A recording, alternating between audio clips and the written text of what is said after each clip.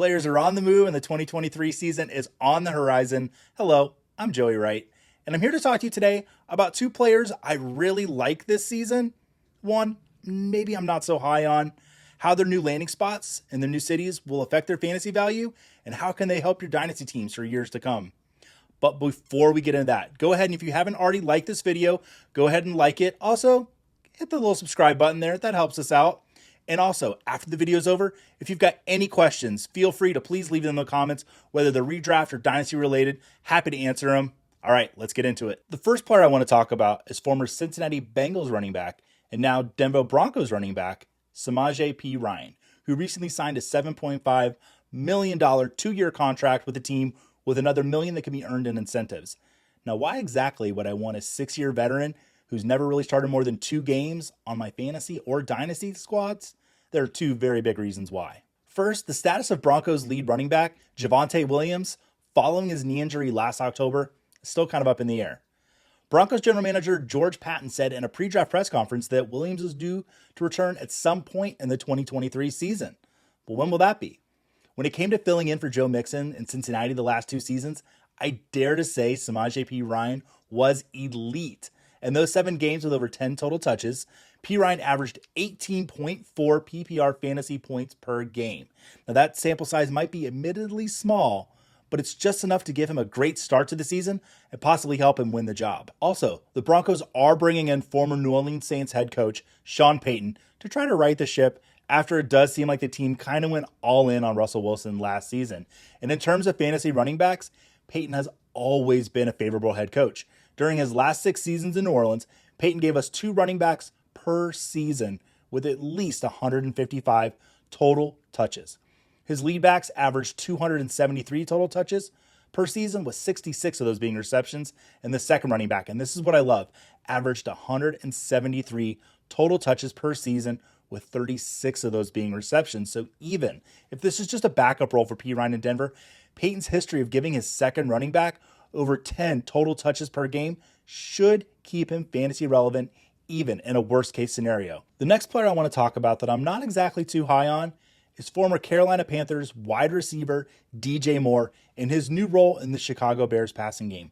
You know, one of the biggest criticisms of the Chicago Bears offense last year was the true lack of a wide receiver one for franchise quarterback Justin Fields. You know, Darnell Mooney and Chase Claypool, they just didn't live up to the bill. In 2022 third-round draft pick Velus Jones, he barely saw the field. In fact, it was Cole Kmet that led the team in targets.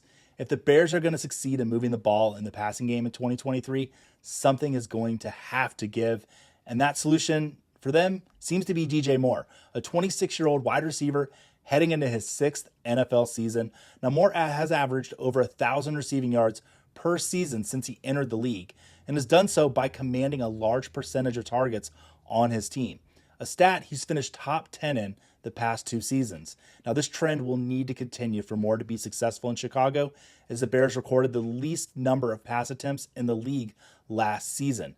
And sadly, we've seen Moore's catch percentage decline almost each year he's been active. And he'll be receiving passes from the 31st ranked quarterback in completion percentage in 2022. Even with improvements to both Moore and Fields' efficiencies, it's hard for me to see Moore putting up a top 12 wide receiver season. You know, I have Moore projected for 120 targets in this offense, which would be about 72 receptions, 1,005 receiving yards, and 6 touchdowns, which have made him around the wide receiver 22 last season. Moore's arrival in Chicago is a move that I like a lot more for Justin Fields than I do for his dynasty value. I have DJ Moore projected for 120 targets in this offense next season.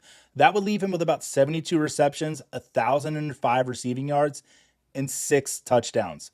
Last season, that would have made him the wide receiver 22. This move of DJ Moore to the Chicago Bears, I like a lot more for quarterback Justin Fields than I do for DJ Moore's fantasy value. All right, let's talk about a tight end.